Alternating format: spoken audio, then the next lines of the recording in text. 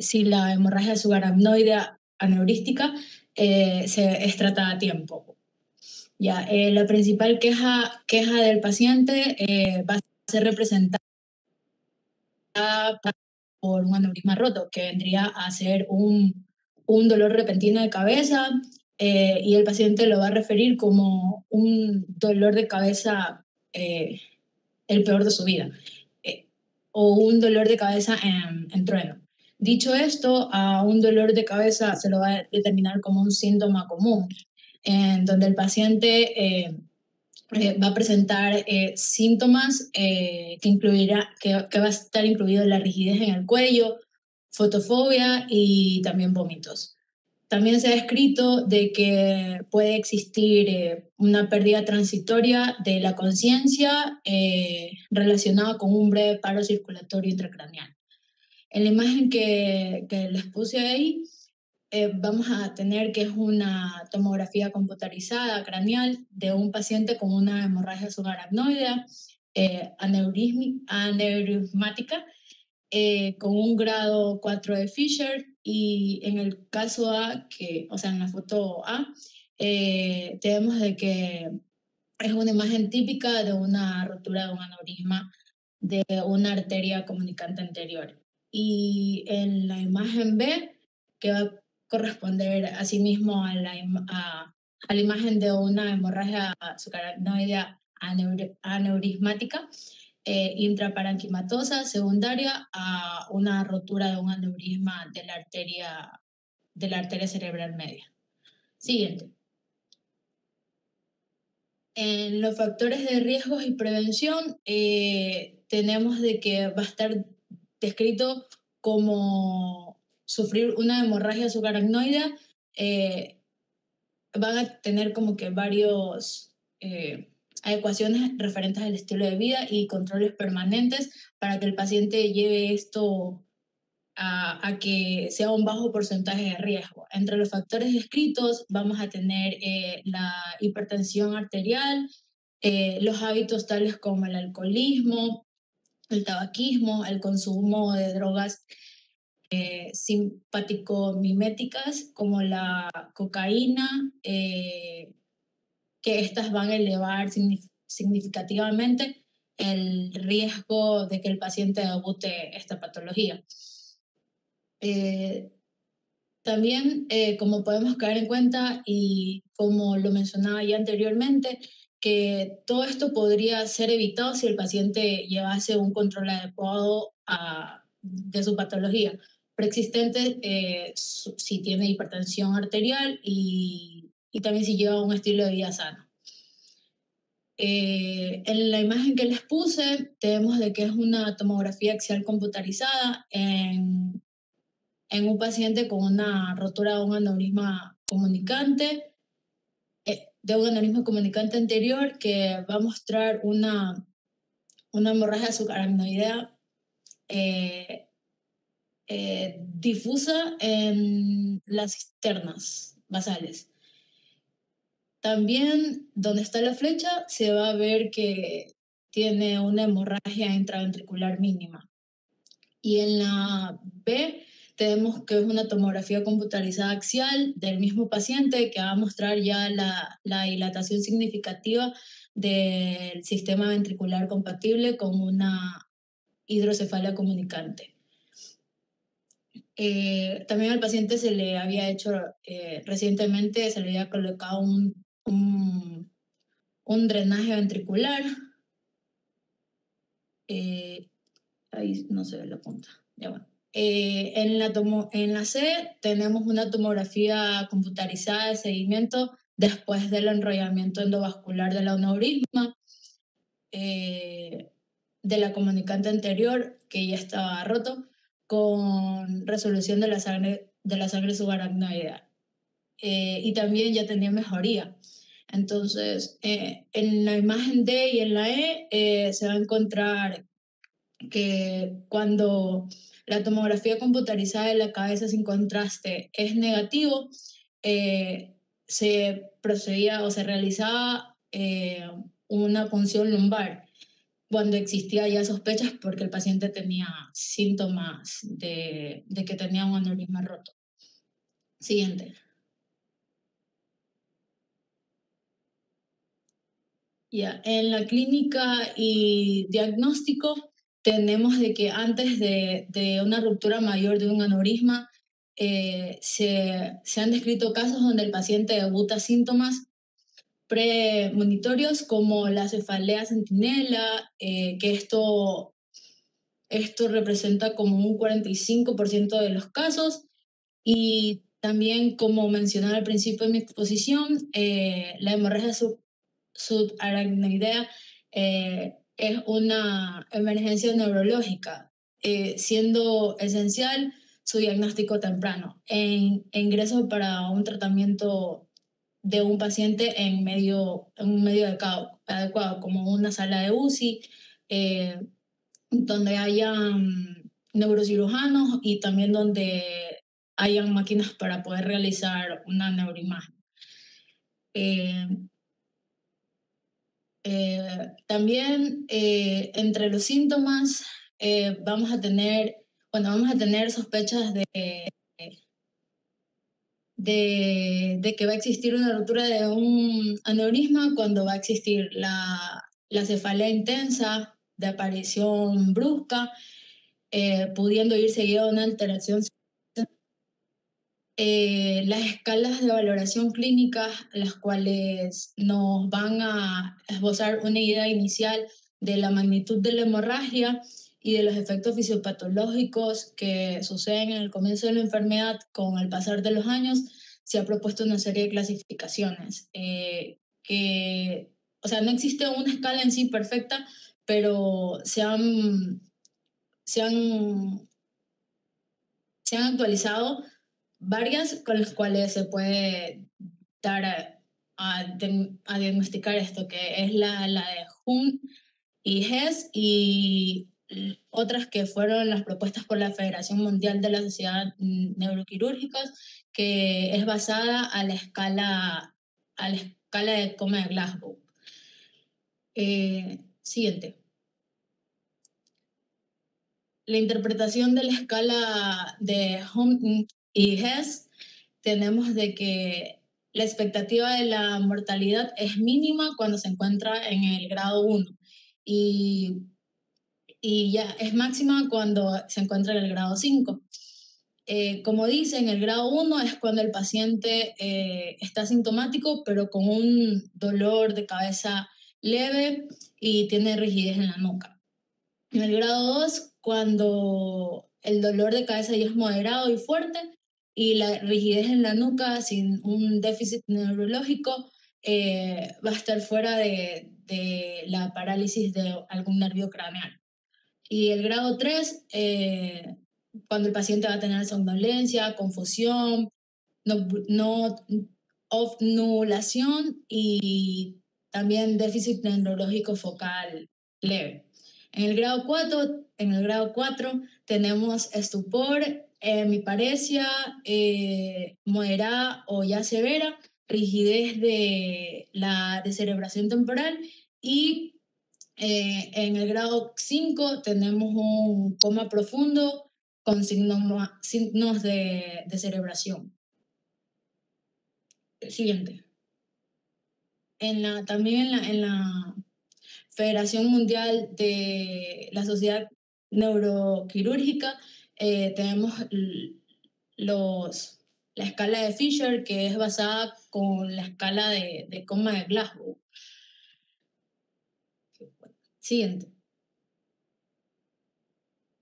En el tratamiento tenemos los objetivos fundamentales que como objetivos fundamentales tenemos para un correcto tratamiento de esta enfermedad, vendría a ser el diagnóstico precoz, que en un 20% de los casos no se diagnostican adecuadamente como la primera hemorragia que se va a dar. Es esencial el traslado inmediato del paciente a un centro hospitalario, como ya lo dije, a un servicio para realizar neurocirugías o también UCI o donde haya neuroradiologías.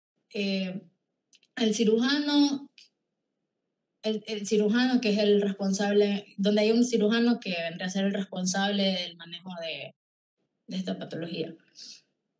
También prevención del resangrado mediante la cirugía o la embolización que se va a realizar, estabilidad del paciente crítico si se encuentra en UCI, y también la prevención y tratamiento agresivo de la isquemia cerebral, especialmente en los casos en los que ya se ocluido el aneurisma.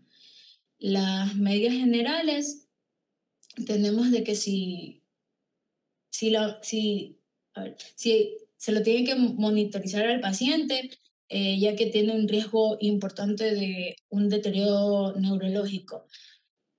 Valoración periódica de la escala de Glasgow, también tenemos que ver el tamaño de sus pupilas, realizar electrocardiogramas, también ver su frecuencia cardíaca, su saturación de oxígeno, la presión arterial, la diuresis del paciente, control de su temperatura, la glicemia capilar y también ver si tiene presencia intracraneal o presión de perfusión cerebral. Que esto en pacientes con una escala de coma de Glasgow inferior a 9 se le tiene que revisar. Siguiente. Ya,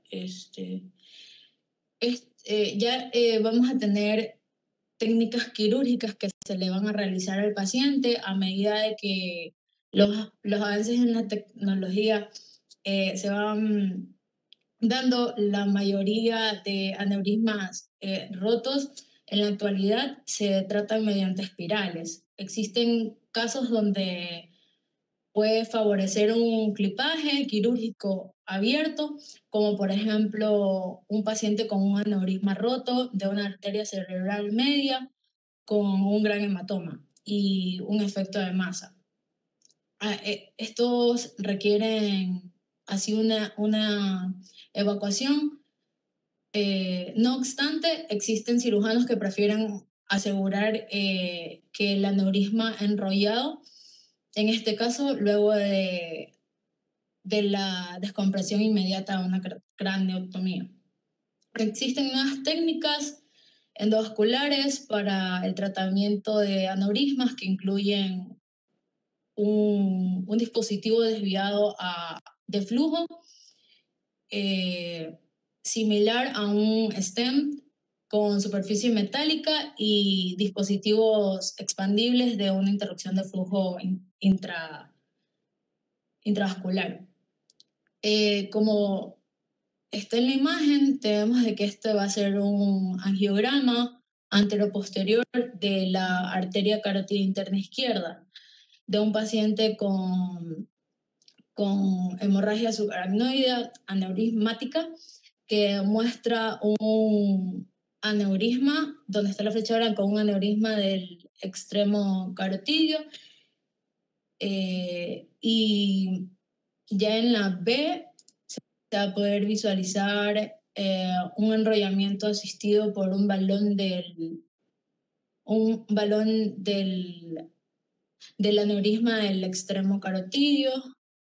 Y ya en la C tenemos que va a estar la oclusión completa del aneurisma. Siguiente, por favor. Ya. A continuación mencionaré brevemente las consideraciones a tener en cuenta relacionadas a la hemorragia subaracnoidea aneurismática. Tenemos la cardiopatía de Kotoxubo o también, ya sé. Tenemos de que un pico adrenérgico con el contexto de una hemorragia subaracnoidea aneurismática grave puede provocar una miocardiopatía por estrés. que es una forma aguda y reversible de una insuficiencia cardíaca. El síndrome también se lo va a conocer como cardiopatía de Takotsubo, por la forma característica que va a tener el ventrículo izquierdo en la angiografía con, con catéter o ecocardiograma, que se va a asemejar a una trampa de pulpos que va a ser tradicional en Japón. Eh, Tenemos de que el tratamiento va a depender si existe una obstrucción si va a existir una obstrucción del tracto de salida del ventrículo izquierdo, que va a estar asociada. En la mayoría de los casos no hay obstrucción del tracto de salida del ventrículo izquierdo y el paciente va a poder tratarse con vasopresores, inotrópicos, ya en casos graves. En casos menos comunes de obstrucción del tracto de salida del ventrículo izquierdo, se va a usar agonistas beta que pueden causar un empeoramiento paradocógico del shot.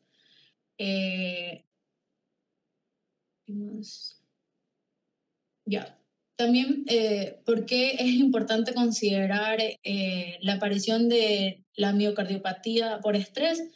Tenemos que tener en cuenta que va a ser importante porque este influye en el diagnóstico diferencial del shock. También la hipotensión en pacientes con hemorragia subaracnoidea aneurismática. Siguiente. Otra de las condiciones es la fiebre, ya que, bueno, nos podemos plantear dos preguntas comunes de relevancia que vendrían a ser cuando sea, bueno, que vendrá a ser cuál es la fuente de la fiebre y si debemos controlarla. Después de que el paciente con una hemorragia subaracnoidea neurosmática, es común de que la fiebre sea tanto infecciosa o no infecciosa. Se cree que la causa de la fiebre central o neurogénica no infecciosa con el contexto de que a ver, va a implicar de la irritación del hipotálamo, de los hemoderivados dentro de las primeras 72 horas de ingreso. La tasa de la fiebre no infecciosa es más alta en la hemorragia subaracnoidea aneurismática.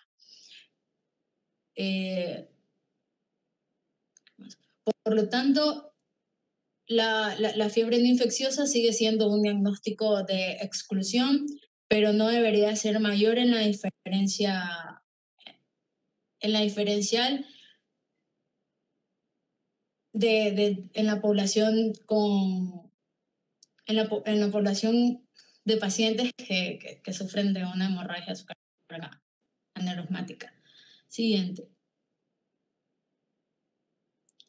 Ya, otra condición vendría a ser la isquemia cerebral tardía, que tenemos que el pilar de manejo de cuidados intensivos es la prevención y el tratamiento de un síndrome de déficit neurológico retardados, que generalmente va a ocurrir de 3 a 14 días después de una ruptura del aneurisma.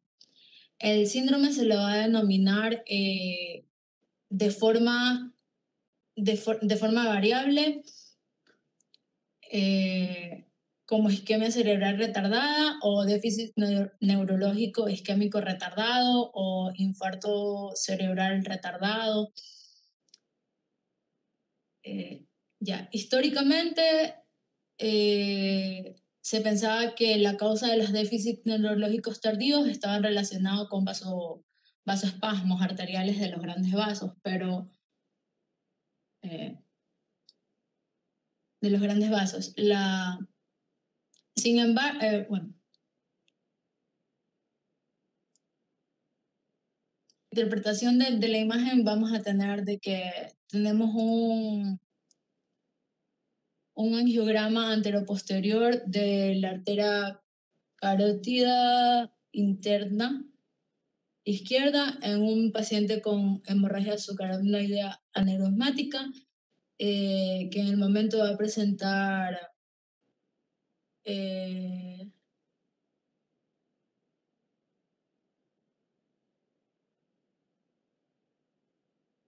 bueno, el paciente ya tenía 8 días después, se le iba a realizar otra muestra que vendría a ser la B, que ya se ve el desarrollo del intervalo de vasoespasmos severos en la arteria carótida supraclinoide izquierda y en la arteria cerebral anterior, que están con las flechas señaladas. Gracias. ¿Tienes algún problema de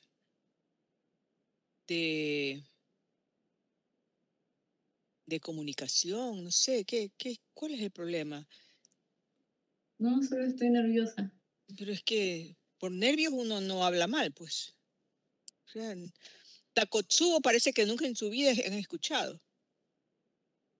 Extravasación no existe, es extravasación. O sea, por favor, por favor. A ver, Sebastián, con aneurismas no rotos. Sí, doctora, presente. Listo.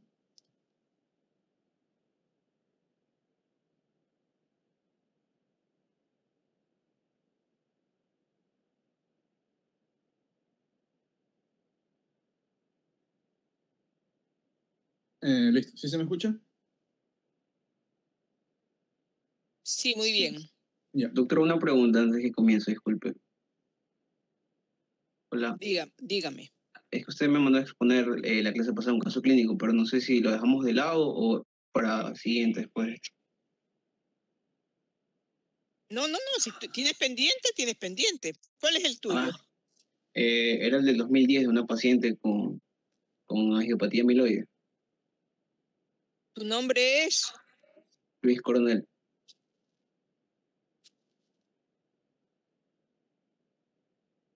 Tienes razón, yo me he saltado eso. Ya lo harás después de que hable Sebastián. Listo, gracias. Ok, gracias a ti por acordarme. Bueno, listo. Mi nombre es Sebastián Cárdenas y les vengo a exponer el caso, al artículo llamado Manejo de aneurismas cerebrales no rotos y malformaciones arteriovenosas. Siguiente. Ahora, para hacer una breve introducción, primero tenemos que saber diferenciar un aneurisma intracraneal no roto de una malformación arteriovenosa cerebrales, las cuales se distinguen. ¿Por qué? El aneurisma intracraneal no roto va a ser una dilatación patológica en las primeras arterias cerebrales ramificadas, mientras que una malformación arteriovenosa cerebral es una conexión, una anastomosis de las arterias y las venas sin un lecho capilar de por medio que exista. Entonces, una breve introducción puede ser: las malformaciones vasculares se detectan con mayor frecuencia como hallazgos incidentales en la imagen craneal, ya que por lo general no se suele pedir imágenes para encontrar una malformación craneal o un aneurisma intracraneal. En los aneurismas intracraneales no rotos tenemos que este se da en aproximadamente 3% en los adultos. Sus picos son entre los 40 y 50 años, y este aquí es menos frecuente en hombres, es decir, que se da más en las mujeres. Como podemos ver en la imagen A, vemos varios aneurismas intracraneales, las cuales son formaciones afuera de la estructura normal de los vasos sanguíneos. En cuanto a las malformaciones arteriovenosas cerebrales, vamos a ver que estos hallazgos vamos a encontrarlos de igual forma y accidentalmente, ya que tampoco se los busca. Este va a tener dos picos a la edad de 20 años y luego de 40 años en adelante, y no hacen diferencia del sexo, es decir, no atacan más por ser hombre o por ser mujer. Siguiente. Ahora, aneurismas intracraneales no rotos. Aquí hice un pequeño mapa mental para poder explicar esto. ya que vamos a hablar de los riesgos de ruptura y factores de riesgo de ruptura. Primero hay que saber que la ruptura en un aneurisma conduce a una hemorragia subaracnoide devastadora. Esto es lo principal que va a pasar. Si es que un vaso se llega a romper, lo más probable es que termine en una hemorragia subaracnoide, la cual va a ser devastadora. ¿Por qué? Porque un tercio de los pacientes suele morir ya que no se puede tratar a tiempo, ya que esto no sucede dentro de un espacio intrahospitalario. Ya, los aneurismas intracraneales no rotos relativamente no suceden mucho, es decir, suceden 6 por cada 100.000 personas al año. Y también hay que saber identificar los factores de riesgo que tienen, porque pueden haber factores de riesgo que dicen que están prediciendo una ruptura en aneurisma o que no predizcan, ya que pueden ser muy pocos factores de riesgo, que son en unas escalas como la de FACES, que voy a explicar más adelante. Siguiente. Ahí está. La escala de FACES es una escala que involucra 6 factores principales, la cual va a ser si el paciente presenta hipertensión, la edad del paciente, el tamaño del aneurisma, si tiene una hemorragia subaracnoide, el sitio del aneurisma y de dónde sea el paciente, ya que se ha demostrado que dependiendo de su zona de origen, puede tener más puntos en la escala. Y dependiendo de los puntos se van contando, se suma, y acá tenemos la escala predictoria del riesgo a 5 años de ruptura, en las cuales aparecen porcentajes del lado derecho. Esta escala es la misma que vamos a utilizar ya mismo para desarrollar un caso clínico. Siguiente. Ahora, tenemos factores de riesgo que están relacionados con el paciente y también factores de riesgo que están relacionados directamente con el aneurisma. Vamos primero a hablar de los del paciente.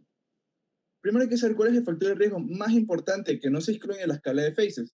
Este es el de fumar. ¿Por qué no se lo incluye? Porque no se lo he podido poner en un porcentaje específico, pero se sabe que sí interfiere. Los fumadores actuales tienen 3 veces más probabilidades de tener una ruptura que los pacientes que nunca han fumado, según un estudio que se realizó. Fumar es un factor de riesgo independiente para la hemorragia. Otro factor de riesgo que no es de fumar, pero es igual importante, es la historia familiar, ya que se encontró en un estudio que hay 17 veces más de probabilidad en la tasa de ruptura de aneurismas intracraneales rotos en la parte de incidencia familiar. Siguiente.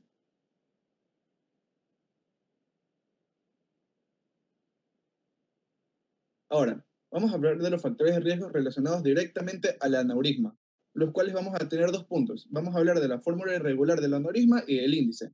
En la forma vamos a tener los distintos tipos de formas van a incluir las ampollas y los sacos de los hijos. Como podemos ver en la imagen superior derecha, vamos a tener distintas formas de presentación. Tenemos la primera, que es un aneurisma sacular, un aneurisma fusiforme, y en la final que se puede dar incluso una ruptura del aneurisma si es que no se lo llega a tratar. Ahora, haciendo referencia a los índices de aneurisma, estos van a incluir la relación de aspecto, es decir, la longitud del cuello del aneurisma y el ancho del cuello del aneurisma. Como podemos ver en la imagen de la derecha abajo, es donde se describe el fondo del aneurisma, el cuello del aneurisma, que de hecho es donde se inserta un clip, que más adelante lo explico, que es una forma de tratamiento, y tenemos la arteria madre donde van a hacer el aneurisma. Siguiente. Ahora, vamos a hablar del tratamiento preventivo. Tenemos 2 tratamientos preventivos para los aneurismas no rotos, los cuales van a ser el tratamiento endovascular y el clipping quirúrgico. Siguiente. Primero voy a explicar el clipping quirúrgico. ¿Cómo funciona un clipping quirúrgico? El paciente se tiene que someter a una craniotomía donde se va a encontrar el cuello del aneurisma y se va a insertar el clip quirúrgico. ¿Qué es lo que va a hacer? Va a evitar que la circulación sanguínea se vaya hacia el aneurisma, el cual va a estar aislado ahora. Este clip es de titanio. Bueno, y ahí se queda. Entonces también tenemos factores asociados a las complicaciones, es decir, que factores asociados a las complicaciones, en los cuales tenemos el uso de anticoagulantes, el sexo masculino, la edad, hipertensión, tabaquismo, coagulopatías, insuficiencia cardíaca, calcificación de aneurismas, diabetes mellitus. Algo importante es saber del clipping quirúrgico, sus complicaciones y las tasas. El riesgo combinado de complicaciones fue del 8.34%, y la tasa de letalidad fue del 0.10. Siguiente. Ahora, el tratamiento endovascular. Este es el otro tipo de tratamiento preventivo. Factores de riesgo asociados, en este caso es el sexo femenino más no el masculino. El ancho del cuello del aneurisma mayor a 4 milímetros es difícil realizarlo. Un enrollamiento asistido por stent, sexo femenino, diabetes mellitus, hiperlipidemias y comorbilidades cardíacas. Después de realizar un tratamiento endovascular, se tiene que realizar un seguimiento anual, ya que puede requerir una segunda intervención endovascular. El riesgo anual del tratamiento endovascular es del 0.2%, y el tratamiento endovascular se prefiere en las personas de edad avanzada. En la imagen podemos observar cómo se realiza el tratamiento endovascular. Se procede a insertar un microcatéter, generalmente por la arteria femoral, hasta llegar a la arteria donde está afectada, donde encontramos el aneurisma. Luego se inserta una solución o se puede insertar un tipo de pegamento especial que más adelante os menciono para rellenar el aneurisma y así separarlo, evitar que la circulación sanguínea se vea alterada por él y que siga su camino normal. Ahora, el riesgo combinado de las complicaciones fue el 4.96% y la tasa de letalidad es de 0.30 mayor. Siguiente.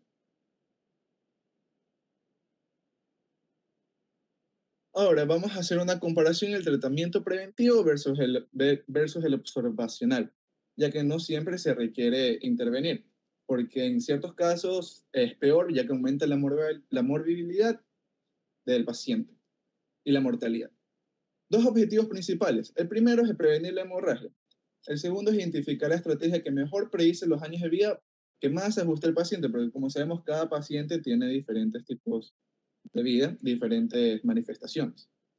Los factores a considerar más importantes son la esperanza de vida del paciente, el riesgo estimado de ruptura, el riesgo de complicaciones del tratamiento preventivo y el nivel de ansiedad del paciente con respecto al conocimiento de tener un aneurisma intracraneal sin rotura. Aquí tenemos una tabla que ayuda a los... A ver, no hay una tabla específica para definir el tiempo en el que se va a romper un aneurisma, pero esta es una tabla que ayuda a decir a los doctores si es que tienen que entrar en un tratamiento preventivo o dejarlo como observacional. Y dependiendo igual se analizan 6 factores: la edad, el riesgo de factor de incidencia, las comorbilidades asociadas, y entre otras, las cuales ya explico. Siguiente. Observación con imágenes de seguimiento. La parte de observación se tiene que realizar con dos tipos de imágenes de seguimiento, ya sea una resonancia magnética o una angiografía por tomografía computarizada. Si el aneurisma intracraneal no roto no se trata, se recomienda que los pacientes someterse a imágenes de seguimiento para detectar el crecimiento del aneurisma. ¿Por qué? Porque el aneurisma puede crecer 1 milímetro y eso ya es un factor desencadenante. Generalmente, desde el tiempo que uno diagnostica, uno se encuentra con un aneurisma, en el primer año este no suele crecer. Por eso no se tiene que hacer seguimiento tan seguido. Ya, en la angiografía por resonancia magnética tiene la ventaja sobre la angiografía por tomografía computarizada de que esta no necesita un realce de contraste. Y ahí el crecimiento, ya dije, de 1 milímetro en cualquier dirección ya es un factor a considerar. Siguiente.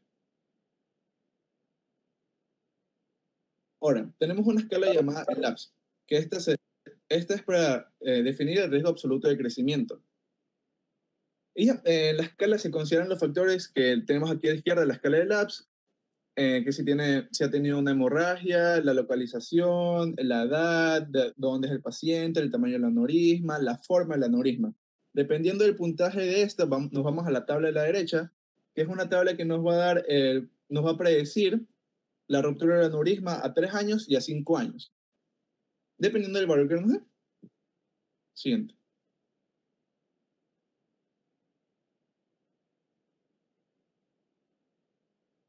Vamos a un caso clínico. Y aquí tengo palabras claves que yo en lo personal, cuando leo un caso clínico, las deseo anotar para luego poderme enfocar y que no se me quede ningún dato aislado. Una mujer de 55 años tuvo una tomografía computarizada de su cerebro en el departamento de emergencias después de una lesión traumática en la cabeza. Su historial médico pasado fue significativo para la hipertensión. Trataba con medicamentos antihipertensivos y había fumado 20 cigarrillos por día desde la edad de 18. Como había explicado, la hipertensión es un factor de riesgo y también el haber fumado. Su presión arterial es de 138 sobre 88 miligramos de mercurio. Su tomografía computarizada mostró la sospecha de un hallazgo incidental de un aneurisma intracraneal no roto de la arteria basilar y se realiza una angiografía por tomografía computarizada, ambulatoria adicional al círculo de Willis. Esta confirmó la presencia de un aneurisma intracraneal no roto de la punta basilar con un diámetro de 12 milímetros y un cuello relativamente estrecho. Según el puntaje de las fases, el paciente tenía un riesgo estimado de 5 años, una ruptura del aneurisma de 7 puntos de puntaje y un punto para hipertensión, 6 puntos para el tamaño total del aneurisma y 4 puntos para el sitio del aneurisma. Es decir, ahora ponme la siguiente imagen, por favor. Adelante. Retrocede. Retrocede. ¿Otra vez? Ya, ahí. Entonces, vamos a usar la tabla de fases para a realizar el caso clínico, en el cual, en las palabras clave, anotamos que el paciente tuvo hipertensión. Sí. La edad del paciente era menor a 70 años, correcto, entonces no la marqué porque es un 0 y no se suma. El tamaño del aneurisma estaba entre los 10 milímetros y 19 milímetros, suma 6 puntos. Había tenido una hemorragia previa, el caso no lo menciona, y el sitio del aneurisma, me dar 4 puntos por la localidad en la que está. Siguiente. Esto nos da un valor sumado de 11 puntos, en la cual la cataloga un 7.2%. Ahora retrocede a la imagen anterior, por favor, en la que está el caso. Ya. Entonces, en la resolución del caso, la paciente estaba muy ansiosa y tenía problemas para dormir después de descubrir que tenía un aneurisma en el cerebro. Se le informó que el aneurisma podría tratarse en espiral con un riesgo estimado aproximadamente del 5%. ¿Qué es tratarse en espiral? Es un tratamiento endovascular en el que en el catéter se inserta un pequeño espiral de titanio, el cual se va a enrollar dentro del aneurisma, haciendo que la circulación no sea interrumpida. Ya, y que este va a ser ligeramente menor que el riesgo estimado de ruptura en los aneurismas a los 5 años, que es el 7.2%. Y el paciente decidió que el aneurisma fuera tratado preventivamente y se le aconsejó que dejara de fumar. Siguiente.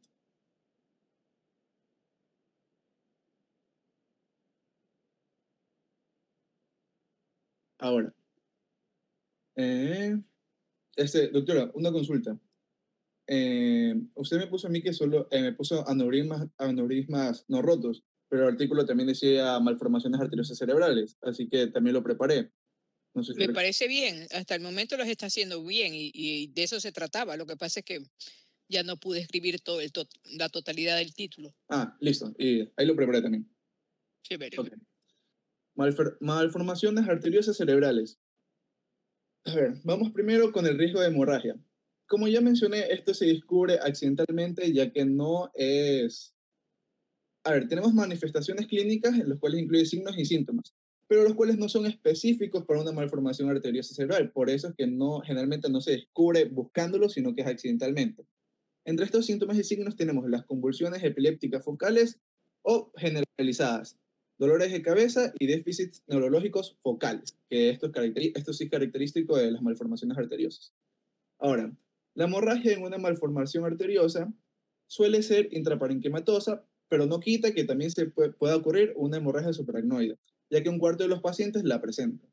Generalmente esta es más típica de pacientes menores, ya que esta ocurría en dos tipos, de 20 años, que eran pacientes jóvenes, y de 40 años en adelante.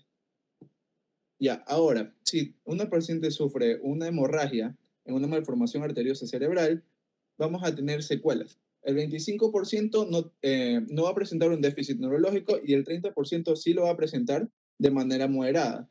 Y otro 45% en cambio lo va a presentar de manera severa. Es decir, va a encontrar ciertas partes de su cuerpo sin movilidad. Siguiente. Hablando del riesgo de la hemorragia, tenemos que saber que de igual manera también tenemos tasas. Esta se va a dar entre un 1 y el 3% del año. Menos el 1% en el caso que no hayan factores de riesgo, viene a ser menos 1%. Pero en la mayoría se da el 30% dependiendo de los factores de riesgo que posea el paciente. Los hispanos van a tener más formaciones que una persona de raza blanca. Es un factor.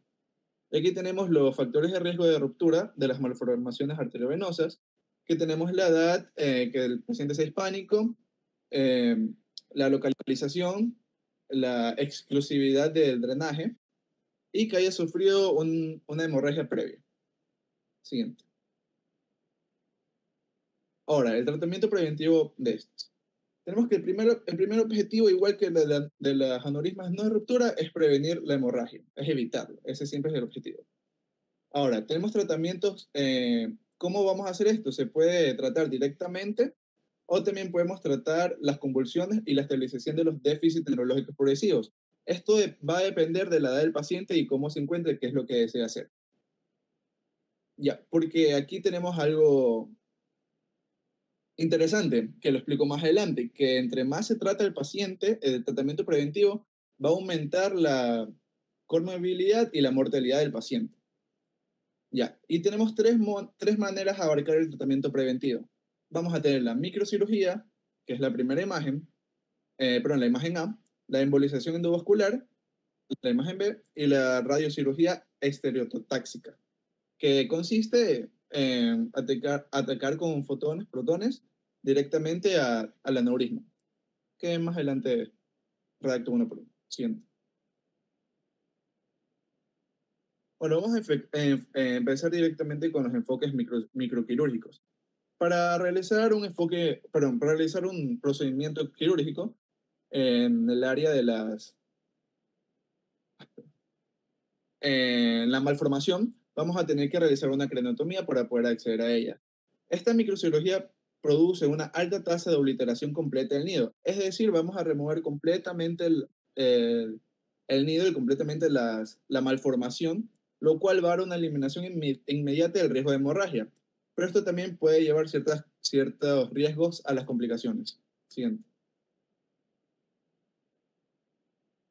Aquí tenemos una escala que se llama escala de Spetzler-Martin, el cual es una escala, pero no era completa, y luego se añadió otra escala que es la de Lawton-Jones para completarla.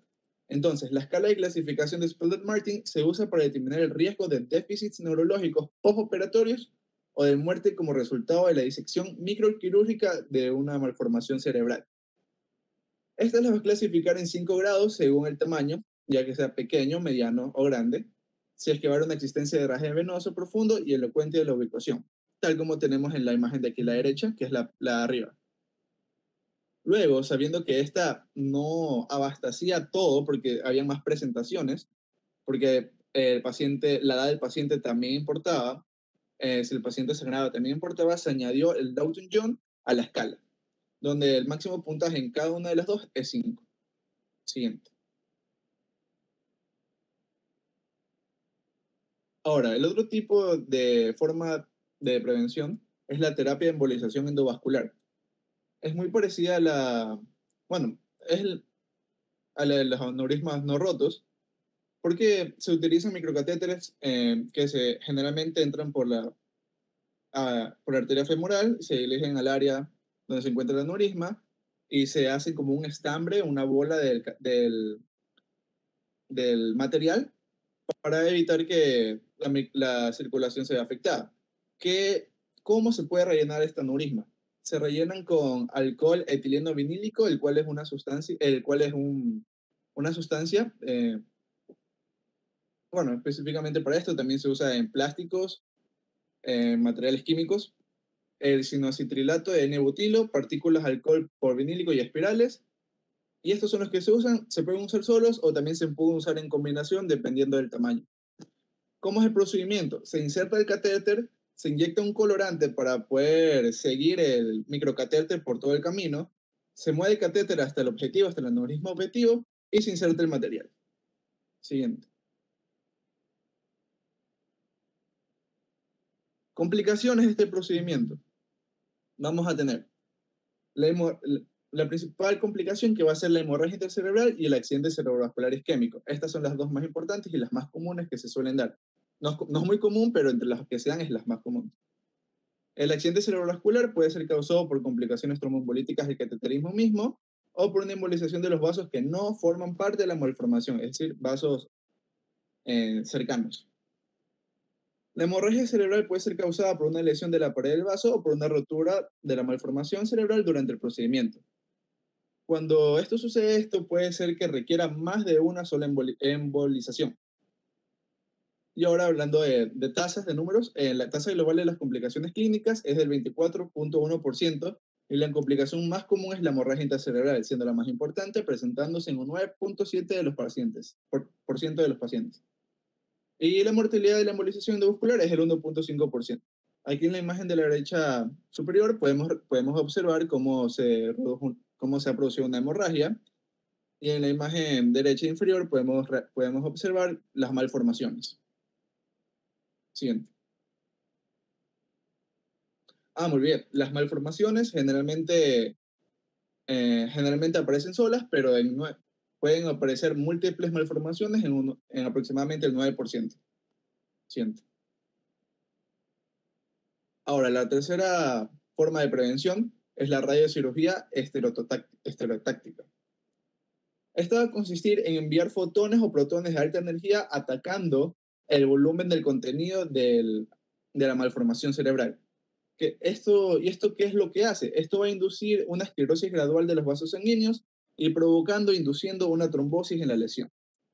Y así se corta el aneurisma. O sea, no se corta, se detiene la malformación. O sea, se detiene de que siga interrumpiendo la circulación sanguínea.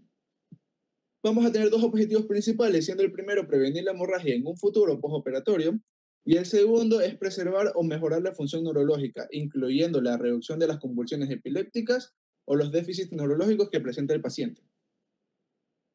Este tipo de radiocirugía se aplica por lo general en malformaciones de 12 centímetros cúbicos de volumen o de menos de 3 centímetros de diámetro como máximo. Complicaciones que suelen aparecer: necrosis inducida por la radiación, la formación de un edema o formación de quistes. Y aquí tenemos una escala que es la Virginia Radiosurgery de las malformaciones cerebrales, en las cuales, dependiendo de lo que presente el paciente, van a ir sumando puntos y diciendo si el paciente requiere o no requiere. Siguiente. Ahora, tenemos que ver, de igual forma que hicimos con el aneurisma no roto, hay que comparar el tratamiento preventivo versus la observación. Esto el artículo lo explica con un estudio en el cual se le teorizó malformaciones arteriovenosas cerebrales no rotas. Y se compararon dos cosas: el resultado clínico entre pacientes con malformaciones cerebrales no rotas que se manejaron con terapia médica sola, es decir, sin la intervención, y la que se realizó mediante una combinación preventiva y luego una intervención. ¿Qué es lo que dio como resultado estos estudios? En el que solo hubo terapia médica, en el que solo hubo manejo médico, la tasa de muerte de accidente cerebrovascular con deterioro funcional fue estadísticamente significativamente menor. Y en la terapia que hubo tratamiento preventivo, hubo mayor riesgo de muerte o accidente cerebrovascular sintomático y un mayor riesgo de déficits neurológicos graves. Siguiente. Ahora, para concluir, ¿qué podemos sacar de importante de estos dos tipos? Que el principal objetivo de ambos es evitar la hemorragia. Dentro de los aneurismas cerebrales no rotos, vamos a tener que el tipo quirúrgico o enrollamiento endovascular son los tratamientos preventivos a elegir. Dependiendo del número de los factores de riesgo, depende el porcentaje de la probabilidad de ruptura, yendo esto desde 0.25 al 15%, dependiendo de la cantidad que haya. 6 de cada 100.000 personas al año se ven afectadas. Y si se llegase a romper, sabemos que va a existir uno de cada 3 de los pacientes va a llegar a la muerte. Y haciendo referencia a las malformaciones arteriovenosas, vamos a tener que el riesgo de hemorragia varía dependiendo de los factores de riesgo asociados a las malformaciones, yendo esta de un 1% a 3% durante un año. También vamos a tener que las formas de intervención de estas van a ser mediante la microcirugía, la embolización endovascular y la radiocirugía. Tenemos que la terapia intervencionista preventiva se va a asociar a mayor mortalidad y morbilidad, me faltó de la M añadir ahí.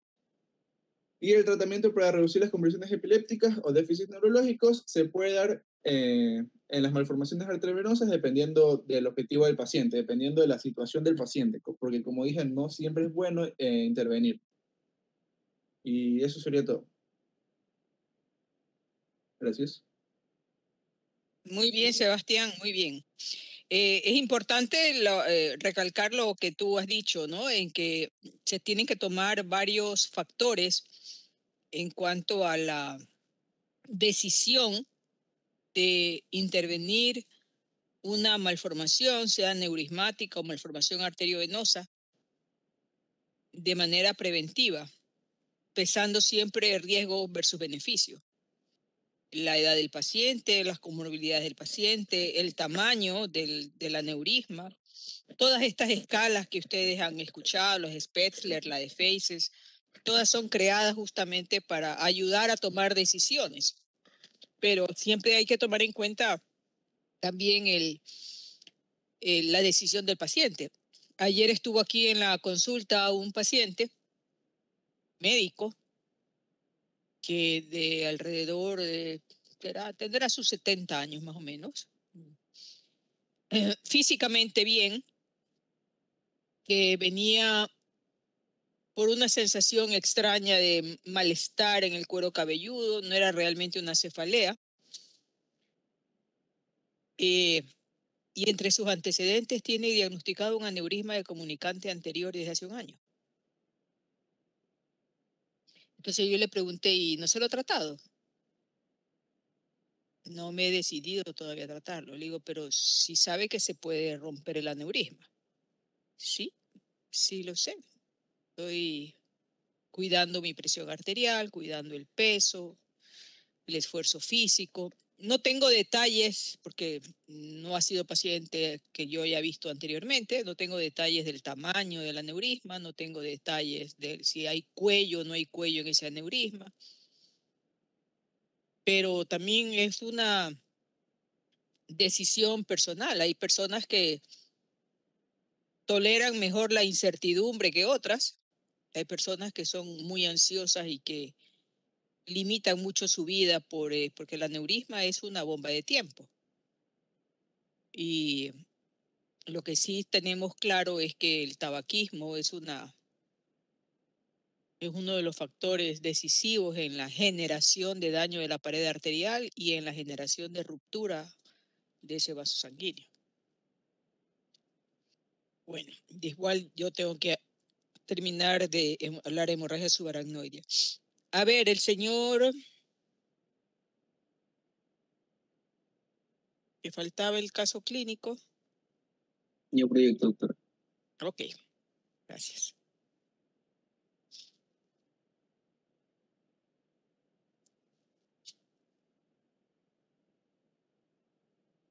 Doctora, Sí, dígame. sí, es que mi compañera Escalante sin querer tuvo un problema de conexión, entonces está en la sala de espera y me dijo si la puedo aceptar. Ya voy a ver. Ya, ok, gracias.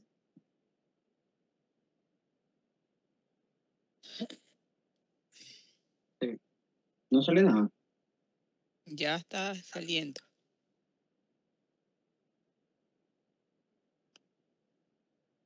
Ya se ve. Sí, señor coronel.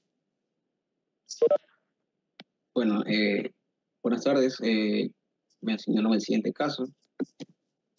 Salió, disculpe, no. Ahí está. Ya. Bueno, el caso se trata de una paciente de sexo femenino, femenino, edad de 87 años, la cual fue ingresada al hospital por una convulsión. Su esposo la había encontrado en el suelo, despierta y sin un trauma craneoencefálico aparente. Cuando llegó el servicio de emergencias, le encontraron a la paciente confundida, podía hablar con normalidad, tenía una presión arterial de 220 sobre 100 milímetros de mercurio, una frecuencia cardíaca de 60, una frecuencia respiratoria de 16, miosis y tenía debilidad de agarre en la mano izquierda. Bueno, previamente la paciente hace 5 años había sido diagnosticada con un deterioro cognitivo leve que había progresado y tuvo como diagnóstico final Alzheimer. 16 meses antes de haber sido ingresada, la paciente refirió una fascia expresiva y debilidad, para lo cual se le realizó una resonancia magnética y un ETC de angiografía de cuello y cabeza. Este reveló anormalidades en la sustancia blanca que eran compatibles con pequeños infartos. También se demostró que tuvo infartos pequeños crónicos en el lóbulo occipital y infartos lacunares en el núcleo caudado. También la paciente se le vio que tenía un aneurisma de la arteria carótida derecha. 12 días antes de su ingreso, la paciente acude porque presentaba una pronunciada tosis y se le realizó una resonancia de órbita y de cerebro, en donde se reveló que el aneurisma estaba ejerciendo un efecto de masa sobre el sexo par craneal. Bueno, en sus antecedentes la paciente no refería alergias, era hipertensa, tenía hipercolesterolemia, un adenoma hipofisario. Su madre había fallecido de infarto de miocardio, su padre de un derrame cerebral y su hermana de cáncer de pulmón. La paciente tomaba muchos medicamentos, entre los cuales estaba el lipiridamol, el ácido acetilsalicílico, trantereno y la simvastatina. Sus antecedentes quirúrgicos, la paciente había tenido una apendicectomía, una colecistectomía y una cirugía de cataratas. En su vida social, la paciente había sido fumadora por 50 años y era consumidora de alcohol ocasional. Bueno, en sus exámenes, los exámenes de rutina se le tomaron al ingreso al hospital. La mayoría estaba normal, otros con ligeras anormalidades, pero que no son significantes para el caso. Posterior se le realizó una angio-TC de cerebro, donde se vio una hipotenuación de sustancia blanca a nivel del lóbulo temporal, que tenía mayor predominio en el lóbulo izquierdo y que era compatible con un edema vasogénico. Este aquí no se encontraba haciendo un desplazamiento de la línea media. En la resonancia magnética de T2 también había hiperintensidad que verificaba la hiperintensidad de la sustancia blanca en el lóbulo izquierdo, y en la resonancia magnética de Flair se vio una hiperintensidad surcal que también tenía focos pequeños que eran compatibles con microhemorragia. Bueno, la paciente no presentaba infartos agudos, ni desplazamiento de la línea media, ni hidrocefalia. A partir de ahí, la paciente se le ingresó a la unidad de cuidados intensivos neurológicos, en donde se le hizo una punción lumbar. El análisis del líquido encefalorraquídeo no reveló anormalidad en la glucosa, tenía una pequeña elevación de las proteínas y no había glóbulos blancos. Se le administró fosfonitoína para evitar nuevas convulsiones. Se le administró también nicardina intravenosa, hidralazina, noadipina, prazosina y un ciclo de 5 días de metilprednisona. Posterior a ello, se le realizó 8 días después una nueva resonancia magnética en la cual se pudo ver que la paciente no presentó nuevos infartos ni hemorragias y que la hiperintensidad de la sustancia blanca había disminuido. Por ello se le dio de alta. Luego, 12 días después, la paciente fue readmitida por signos de letargo y de disnea. Entonces se le realizó una radiografía donde se le encontró derrame pleural, también tenía telectasia, y una resonancia magnética en donde se evidenció que la paciente tuvo múltiples infartos puntiformes en los lóbulos occipitales y temporales. De ahí a la paciente se la puso bajo ventilación mecánica y bajo antibiótico-terapia, pero su hematocrito cayó a los días y falleció.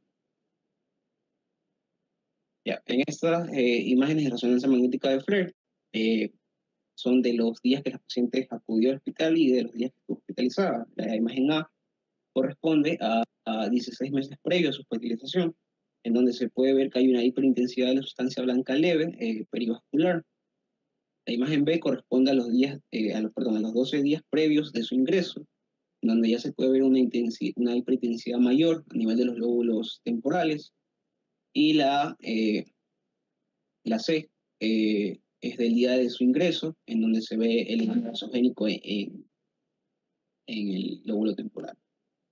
La imagen de resonancia magnética corresponde al día en que la paciente, 8 días después de que fue hospitalizada.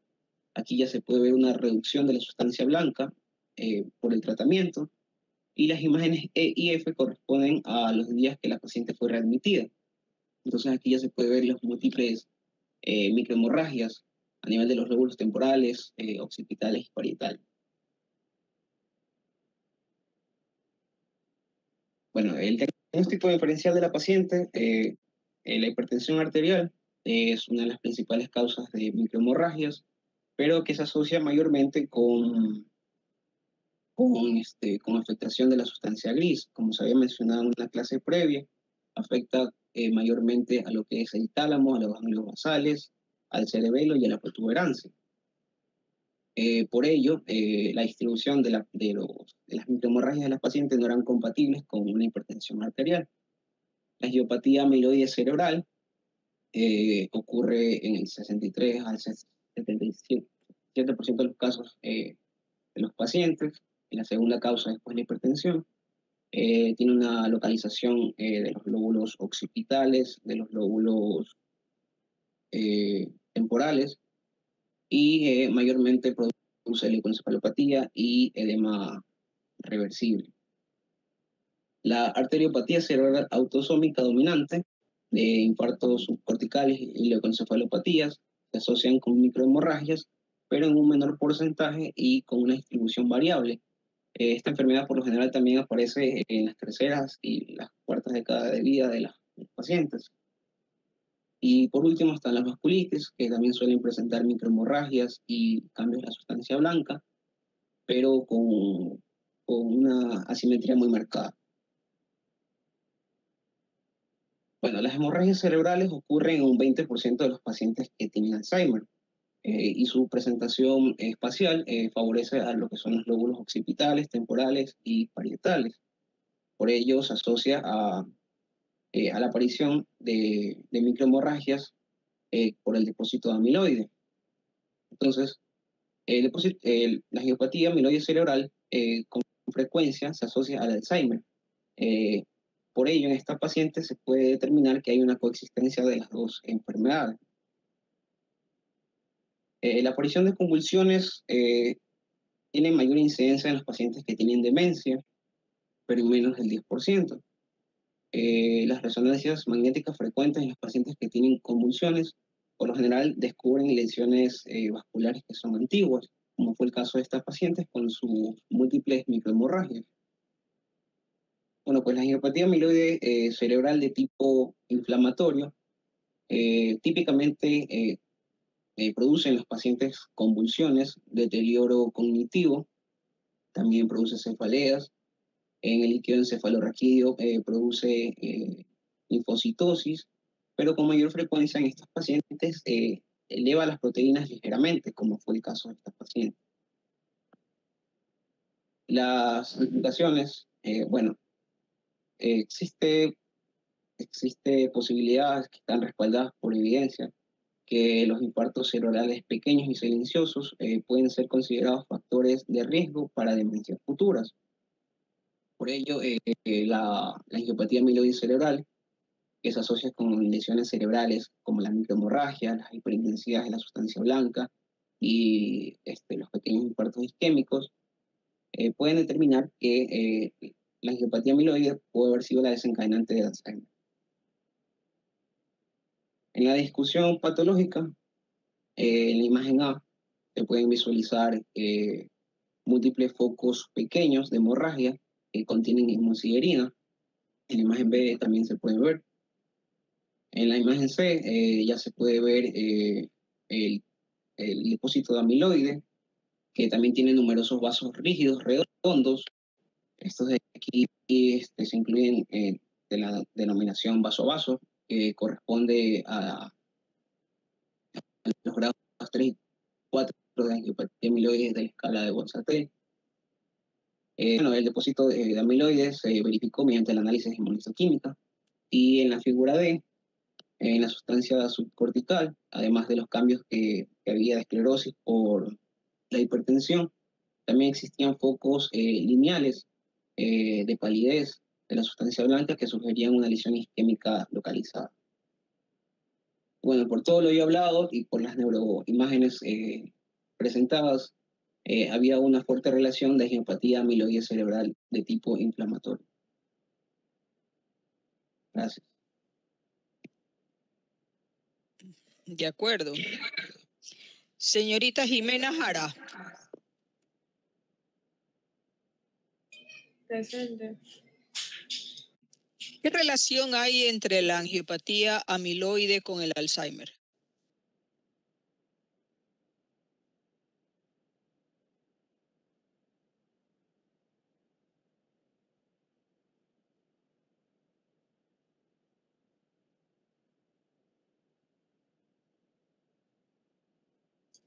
Em,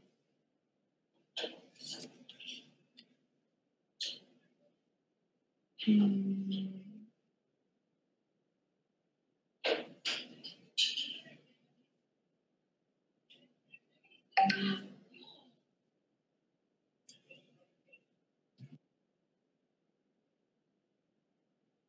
o sea que en ambas, o sea, como que en ambas hay depósitos de beta amiloide. ¿Y qué es eso?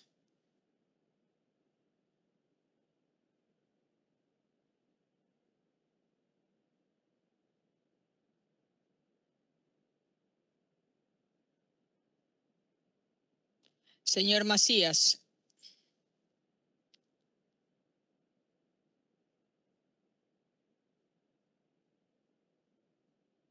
Perdón, Kevin Molina Macías. Sí, doctor. ¿Su apellido es cuál es su apellido? Molina y Macías. ¿Molina? Macías. ¿Y por qué tienes Molina, Macías, Macías?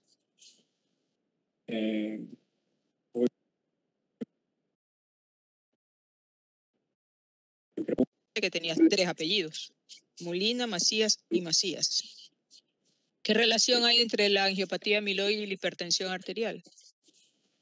La hipertensión arterial. Ajá. Ya habría que hay incremento en los depósitos de beta amiloide, que es una proteína, en los vasos. ¿Con la hipertensión arterial?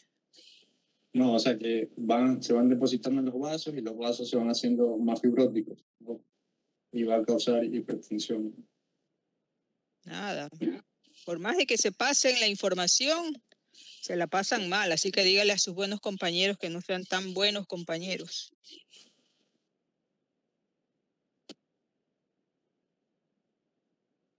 Señor Daniel Vázquez.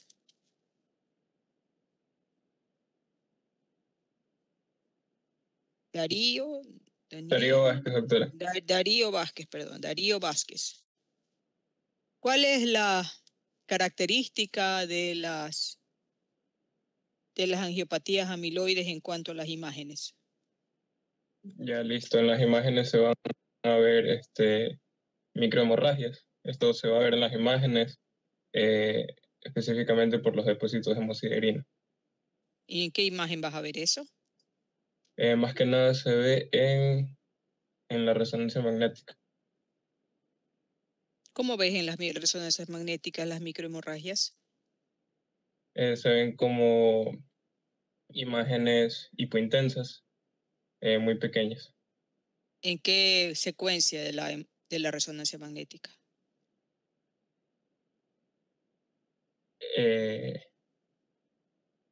Se ve mucho más en FLAIR, si no me equivoco. Aunque también se pueden ver en O sea T2. que los pacientes con angiopatía amiloide tienen microhemorragias. Y las microhemorragias no siempre son sintomáticas. Entonces no podrías diagnosticar angiopatía amiloide en una persona que no tiene síntomas neurológicos.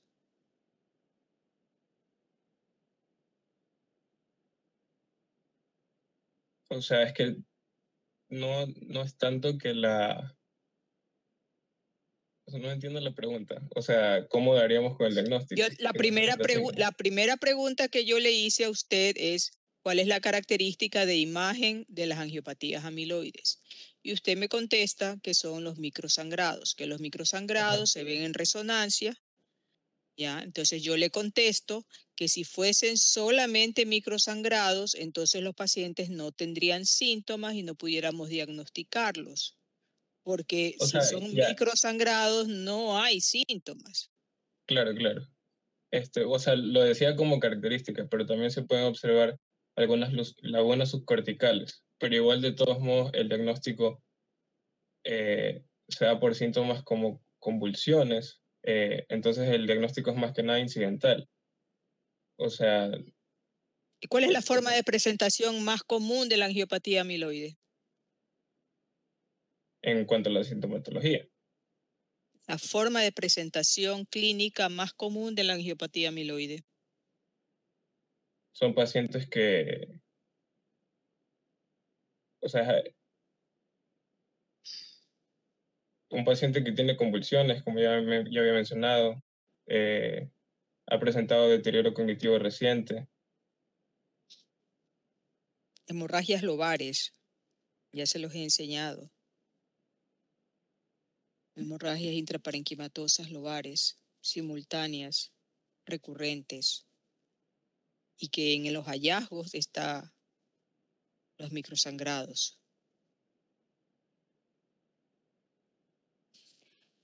Bueno, señores, yo voy a grabar mi clase de hemorragia subaracnoidea que va a complementar lo que ustedes han escuchado. Tienen que leer bastante y que tengan buen resto de semana.